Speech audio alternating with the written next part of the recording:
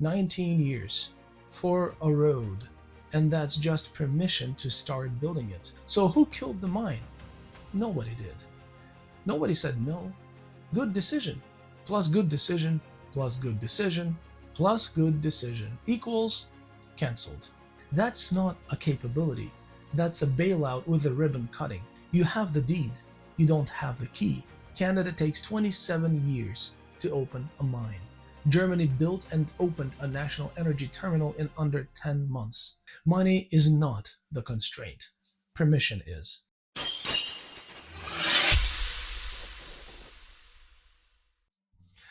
On July 14th, Canada's foreign minister was in Brazil. She announced $125 million of Canadian financing, $82 million for a jet fuel refinery in Bahia, $42 million for the power grid in Maranhão. Loans, not gifts. Canada's Development Bank made money last year. So if you want outrage about foreign aid, this isn't it. What caught me was the speed. That refinery loan sits inside an $854 million package with 9 other lenders. The World Bank's private arm, the Inter-American Development Bank, a German state bank, a Japanese bank. Canada looked at it, priced the risk, signed, went home.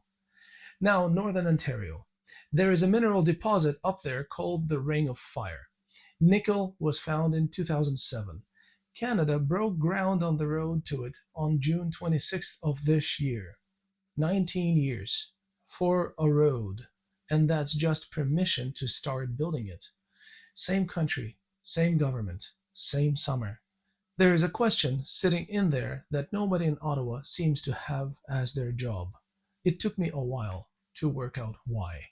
The answer turned out to be stranger than somebody just deciding not to build. So you might say, what's stopping it? Some of you are already probably typing. Canada has its own infrastructure bank. You're right, it does. The Canada Infrastructure Bank has $18.6 billion committed across 112 projects. There is also the Canada Growth Fund, $15 billion. Export Development Canada, FinDev Canada. Canada does not have a money problem. Canada has 4 institutions whose whole job is writing checks. If money were the constraint, this would be a boring video about budgets. Money is not the constraint. Permission is. So who controls the permission? Think of Canada as one very large company. Environment has a strategy. Finance has a strategy. Natural resources has a strategy. Immigration, foreign affairs, fisheries, all of them. 10 provinces have strategies. The courts have doctrine. Everybody hits their targets, KPIs. Everybody files a clean annual report. Everybody can sit in front of a committee and defend their file. There is one problem. Nobody in that building is asked whether Canada is winning. Everybody has a deck. Nobody owns the whole machine. I know that sounds like a line. So let me show you a project. And I'll flag something now. There is a Supreme Court decision from 2023 that explains why nobody in Ottawa can simply grab the wheel. We'll get to it at the end. It's the piece that bothered me most. Teck Frontier, an oil sands mine north of Fort McMurray. $20 billion of private money, 260,000 barrels a day, 41-year life. Teck filed in November 2011. Now watch who said yes.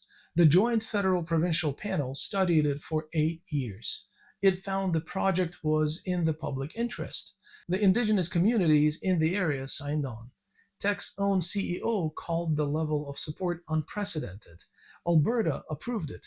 So 8 years of study, a favorable panel, Indigenous agreements, a provincial green light, $20 billion sitting there waiting.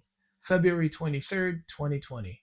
Days before Cabinet was due to decide, Teck pulled the application and wrote off $1.13 billion. So who killed it?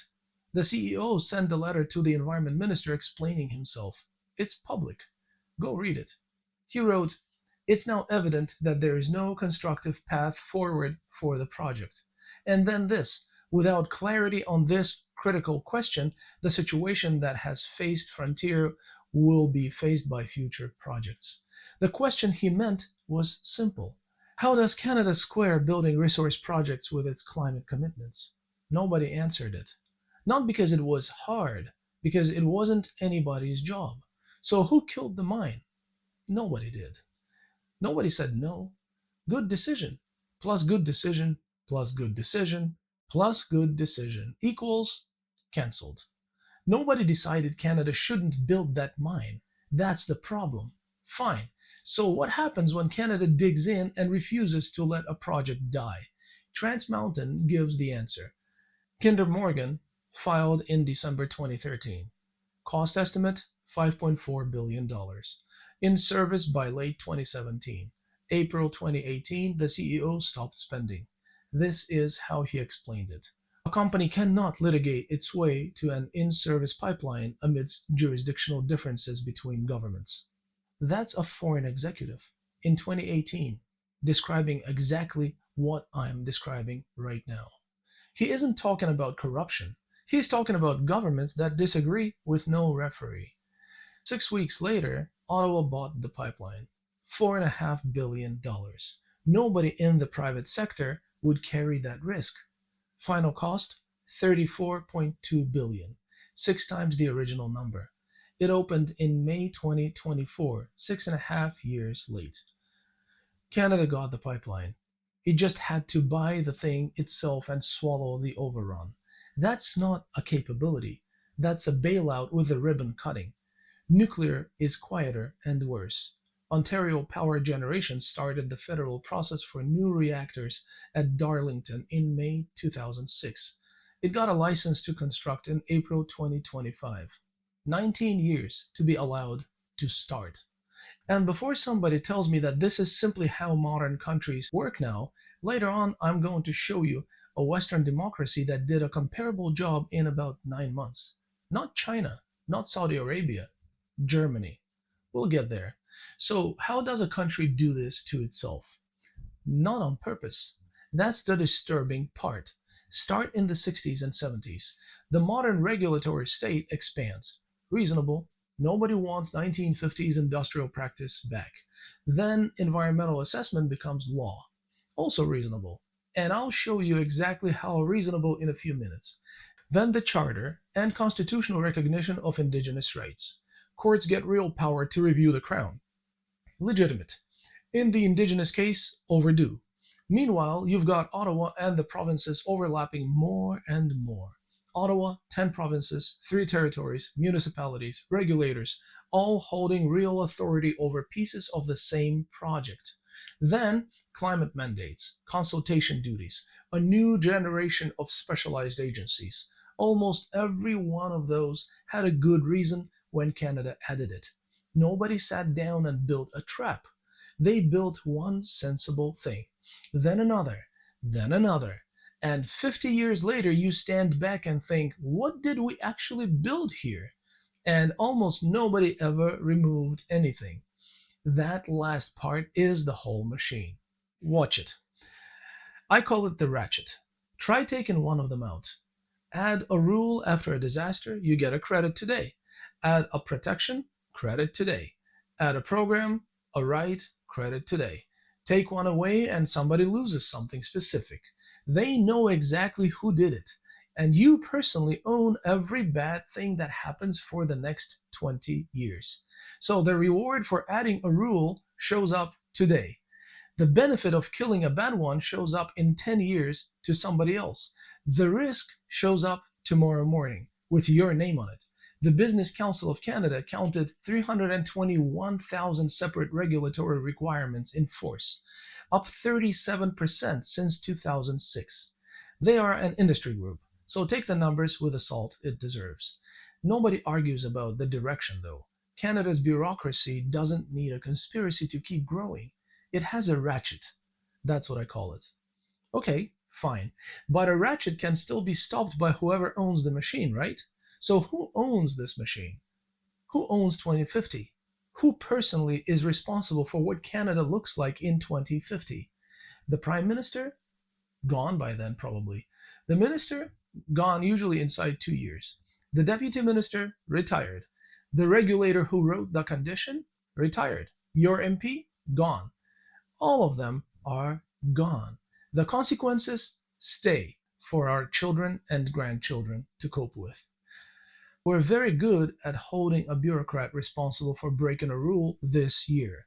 We're terrible at holding anyone responsible for what all those rules do to the country in 20 years.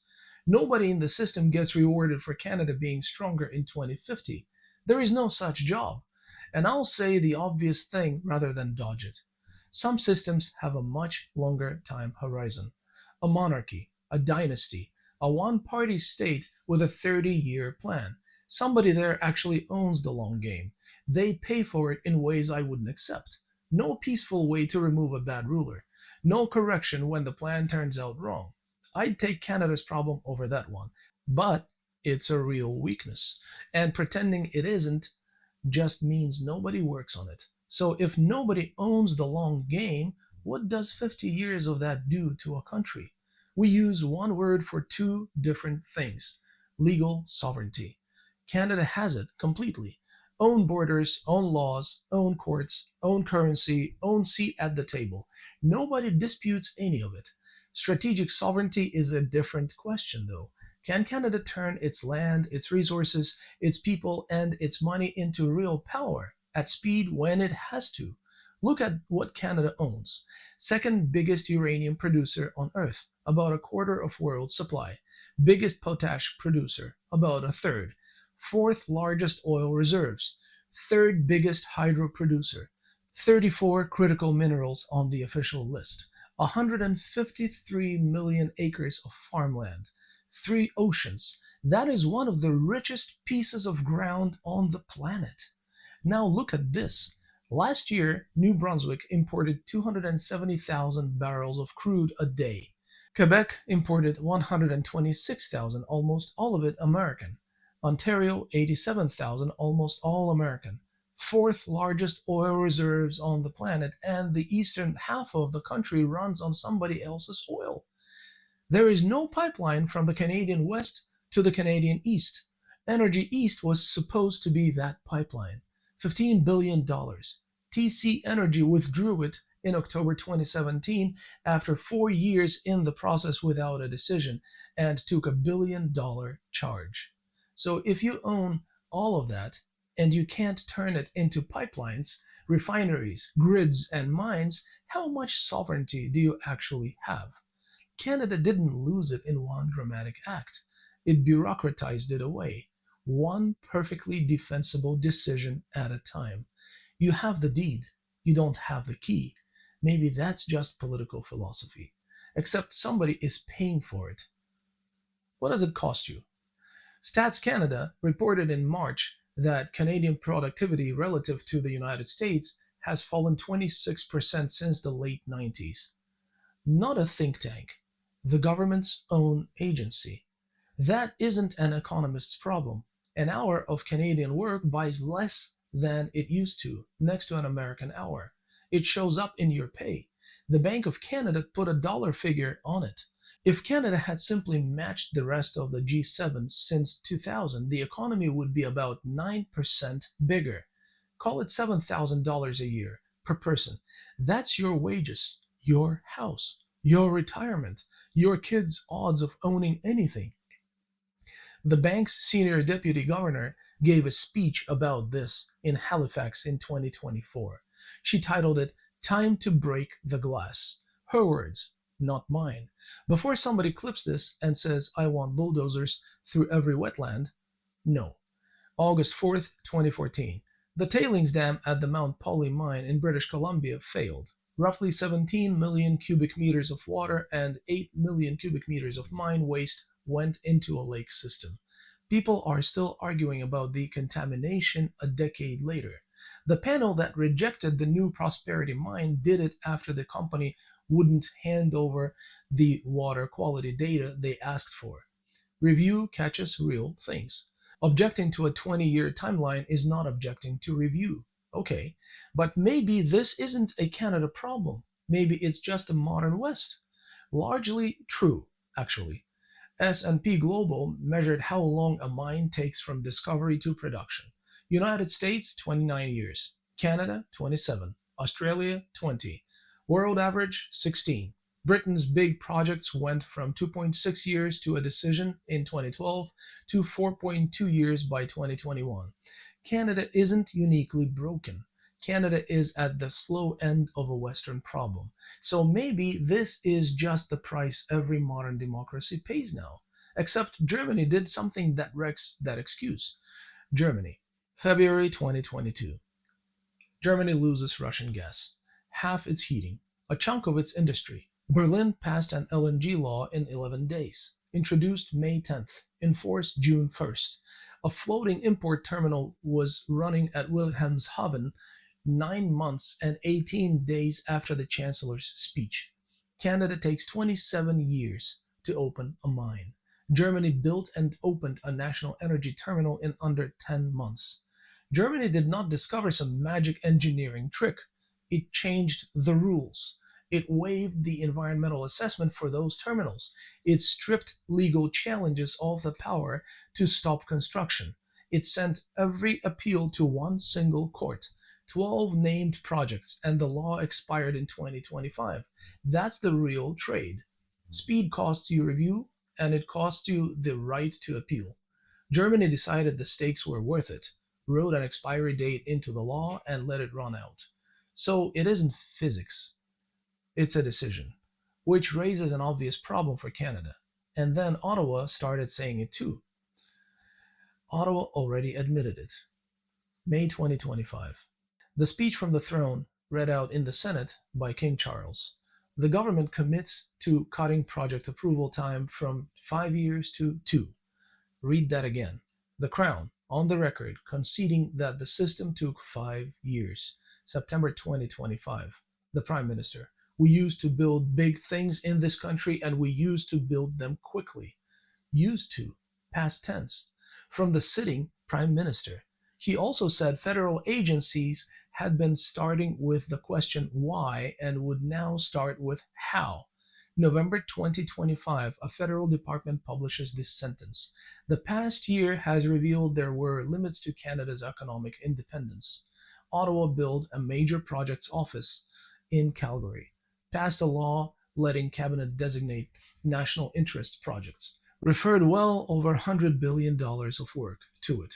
When your own government sets up an office to help the country build faster, it's admitting the country had developed a serious problem building. I'm not selling you a happy ending, though. Referring a project to that office isn't the same as approving it. As of this month, I couldn't confirm that the law's strongest clause, the one that deems approvals granted, has been triggered for a single project. The consultation notices are still open. Watch that. That's where you find out whether this was a fix or a press release. Now, back to Brazil. That $125 million, I'm not going to tell you Canada shouldn't have made the loan. It's a defensible loan. It probably pays. I want to ask the harder question. Before Canada puts public money anywhere on earth, who checks whether that's the best use of it? The development bank can tell you it fits the development bank's mandate. Foreign affairs can tell you it advances foreign affairs mandate. Environment can tell you it clears environment's mandate. The infrastructure bank can tell you whether the numbers work for them. Every one of them answers their own question correctly, in writing, on time. Somebody above all of them has to answer a different one. Does Canada get stronger from all of this? Now, that's a Supreme Court decision. Ottawa can't just act like the CEO of Canada Incorporated. The country wasn't built that way. The provinces own big pieces of the decision, and in 2023, the court said so out loud. It struck down most of the Federal Impact Assessment Act. Parliament can assess a project. Parliament cannot take charge of the whole picture on land the provinces control. So this isn't a case of Canada forgetting to put somebody in charge of the national outcome. The way Canada is built, no single person is allowed to own the whole decision. Maybe Canada's problem was never that somebody secretly decided to weaken it. Maybe nobody decided at all. Maybe Canada spent 50 years building institutions responsible for everything except one thing: Canada. This is a wrap for today, my friends. I'll see you next week.